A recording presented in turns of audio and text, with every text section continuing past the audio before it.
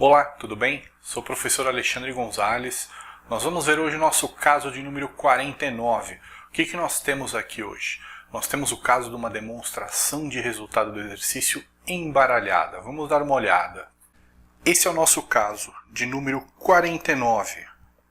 Nós temos aqui uma SA de capital fechado, exercício 2019. Vamos dar uma olhada na DRE dela. A gente tem aqui a primeira linha da DRE. Já temos o resultado do exercício. O que a gente costuma ver lá na última linha, a gente já vê aqui logo na primeira. Logo depois do resultado nós vemos as receitas, e aí as deduções das receitas. Normalmente a gente vê depois das receitas, deduções, receita líquida, né? Mas aqui a gente vê receita financeira. E dentro das receitas financeiras, resultado de aplicação financeira. Depois já vamos para resultado de equivalência patrimonial, aqui o resultado positivo. Então o que a gente vê? Que primeiro entraram todas as receitas. Depois vão entrar todos os custos e despesas. É o que a gente tem aqui nessa DRE. Temos então custos. Em um exercício a gente tem alguns valores de custos, mas no outro não, né? Ainda assim, no ano que nós temos custos, são custos pequenos, perto do valor da receita. Temos despesas operacionais, e aí divididas entre as classificações que a gente costuma ver. Logo na sequência da despesa operacional, despesa financeira. Depois da financeira a gente vê as tributárias, a gente costuma ver a financeira depois, né? Não antes das despesas de natureza tributária.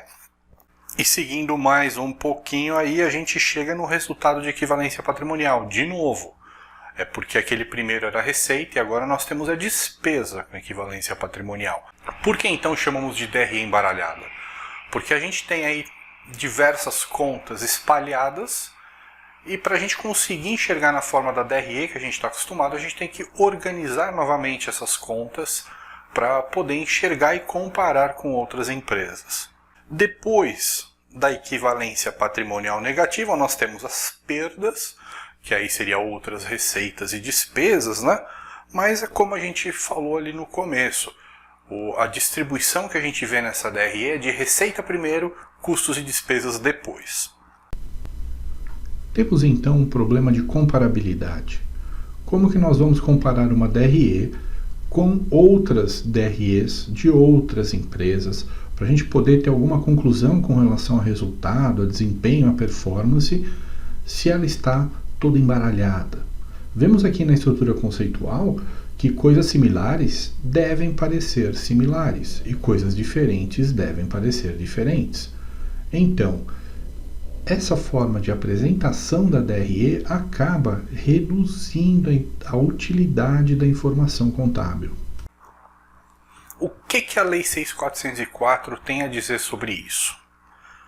Lá no artigo 187, que trata da demonstração de resultado, está previsto que a DRE deve discriminar receita bruta, receita líquida, as despesas com vendas financeiras e, no caso das financeiras, deduzidas das receitas, né? Então o resultado financeiro líquido, outras despesas operacionais, temos lucro ou prejuízo operacional, e outras receitas e despesas. Temos resultado antes do IR, participações e lá no final o resultado líquido.